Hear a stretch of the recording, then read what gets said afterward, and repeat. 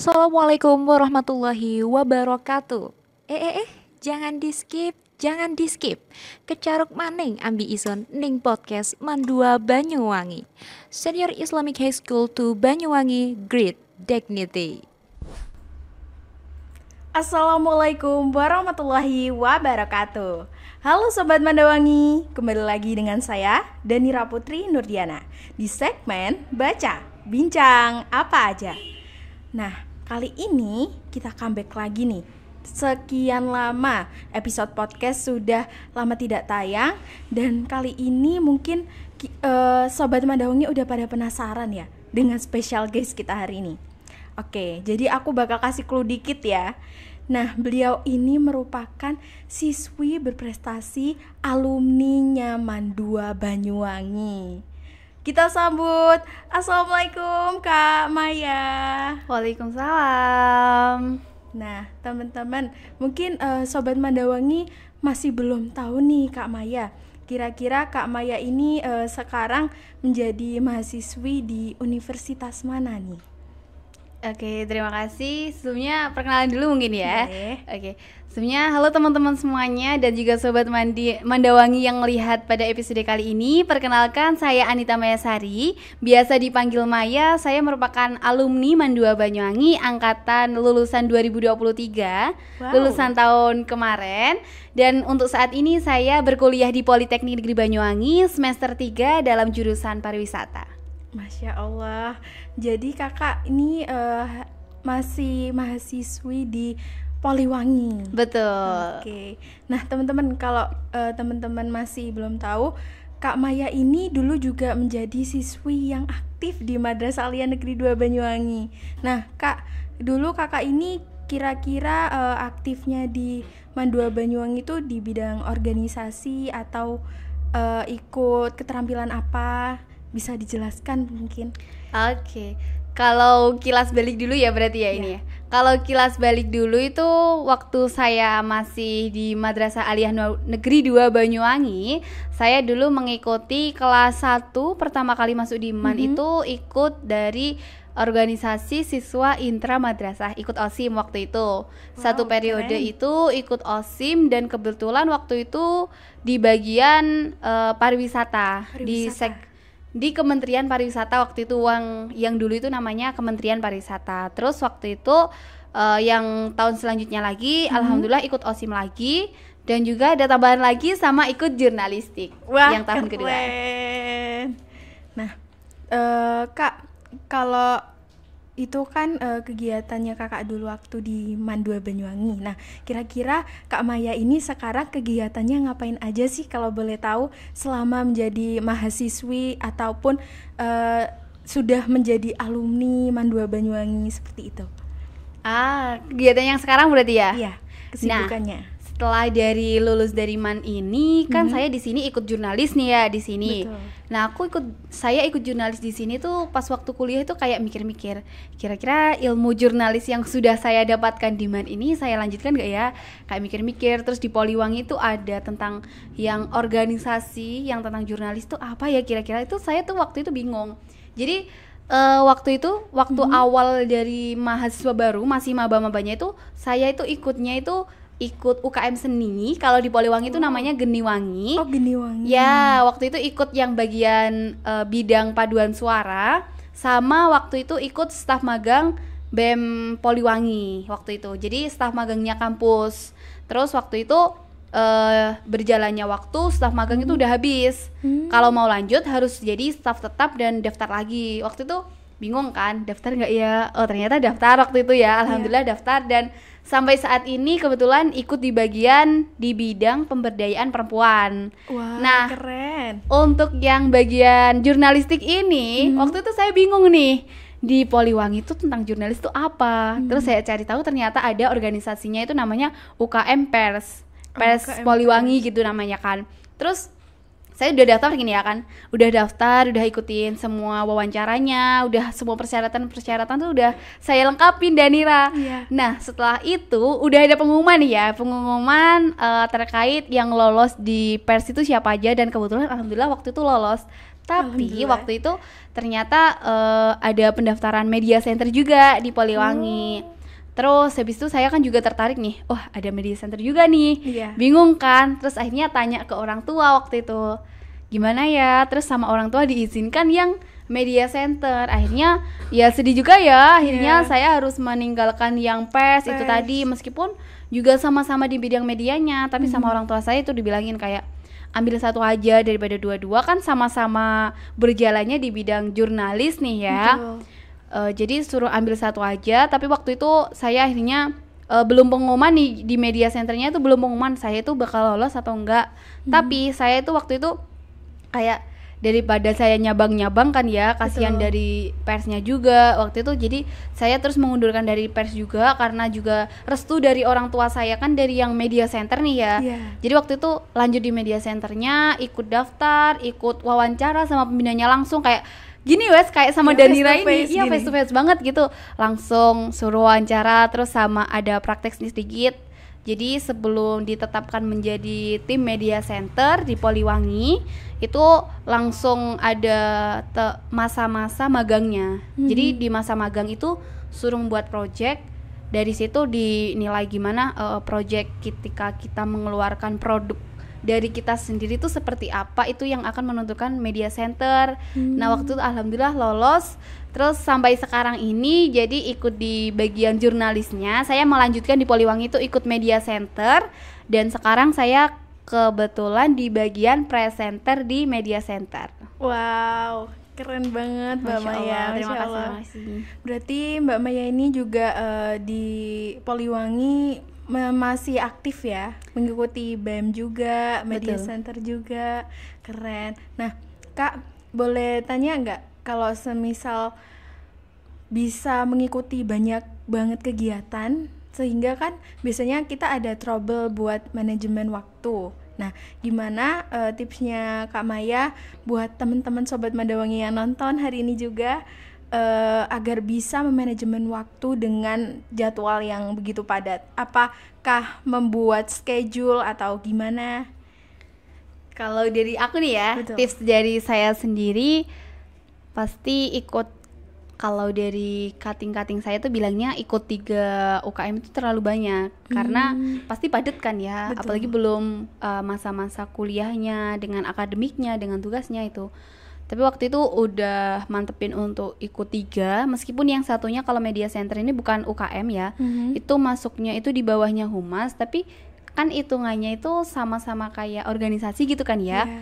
Itu jadi terkadang itu pusingnya tuh kalau ada 2 kegiatan dari seumpama ya, semisal dari UKM Geniwangi ada kegiatan, dari media center ada kegiatan juga, dan waktu yang sama itu pasti bingung sih waktu membagi waktunya. Jadi ketika ada problem seperti itu biasanya lebih ke ikutin prioritas yang mana, prioritasnya yang mana yang bisa dikerjain baru dikerjain dulu. Semisal prioritasnya dari media center nih yang ada kegiatan gentingnya lebih genting daripada Geniwangi yang pada saat itu juga ada kegiatan, jadi ikut media center dulu.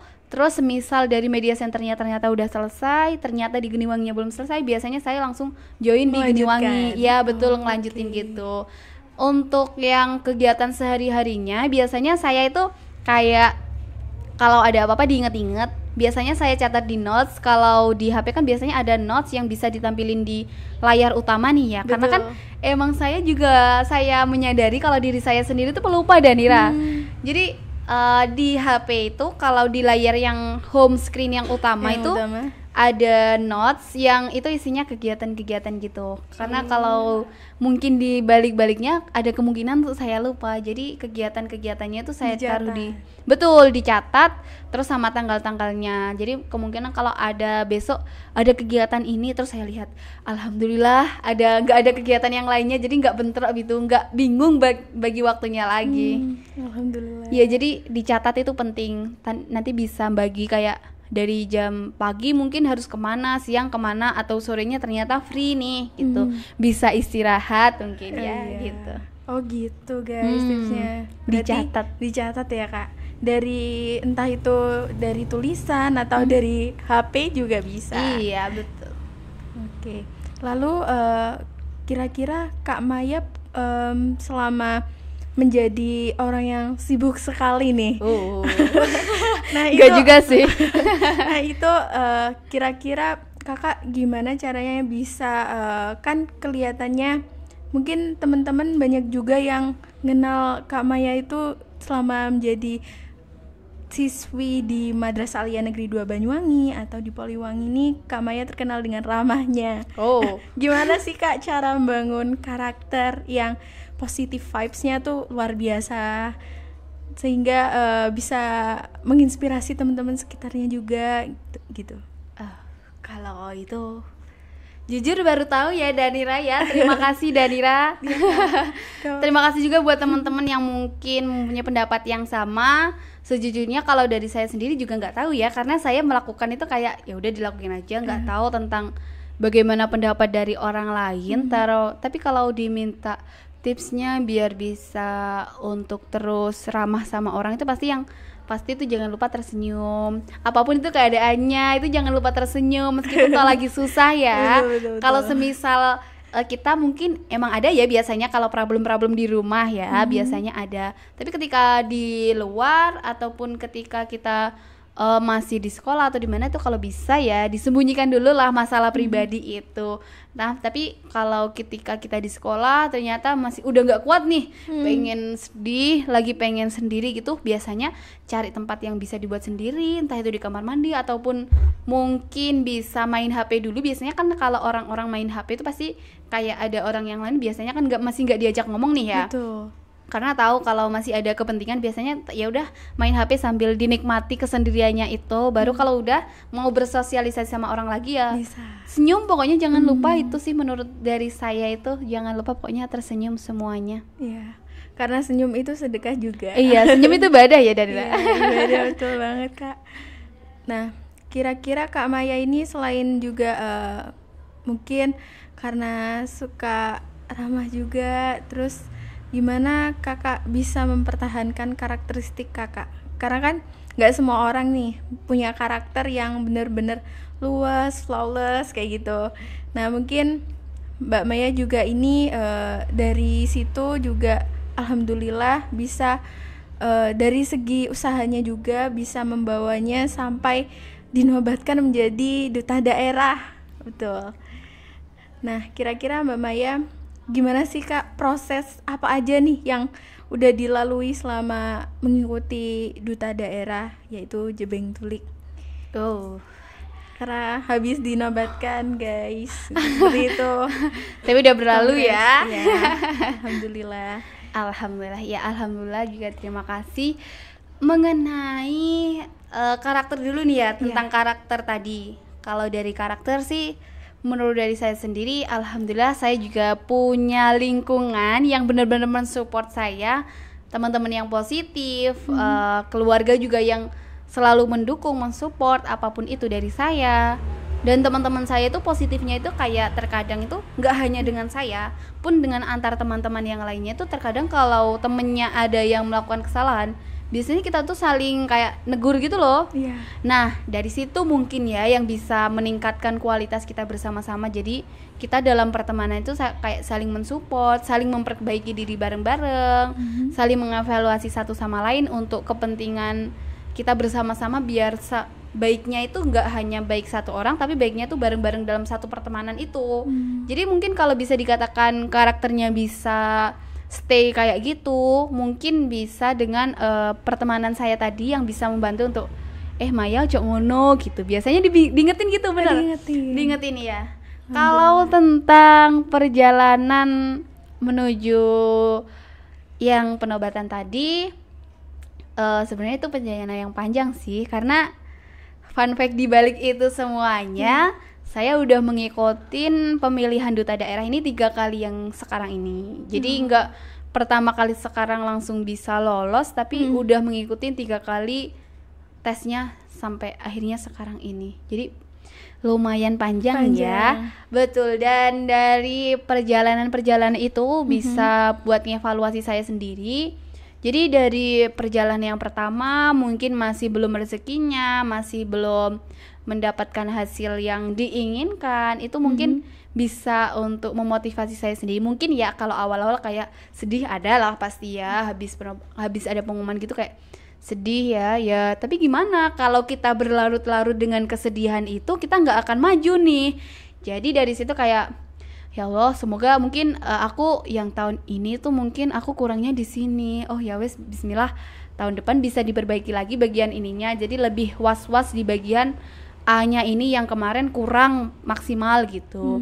Nah, yang tahun kedua lagi ternyata kebetulan masih belum rezeki juga. Kayak itu udah semangat itu pasti kalau orang kan semangatnya nggak stabil kan, kadang ada naik turunnya gitu. Kayak yang kedua itu kayak awalnya juga sedih gimana ya, tapi waktu itu kayak ayo bismillah, ada pengalaman baru lagi, pengalaman bekal-bekalnya buat pemilihan duta daerah itu semakin bertambah. Justru ikut kedua kalinya ini, justru dari 2 kali ini harusnya bisa menjadi motivasi saya untuk lebih bisa lagi di ketiga kalinya gitu.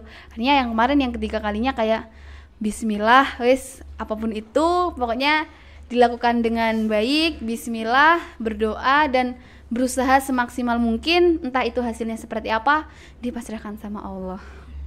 Alhamdulillah. Kita juga keluarga besar dari Mandua Banyuwangi turut bangga juga Mbak Maya atas prestasi yang luar biasanya dari Mbak Maya dan pencapaiannya semuanya. Terima kasih. Oke, jadi dimulai dari lingkungan yang positif ya Kak. Betul, saling support.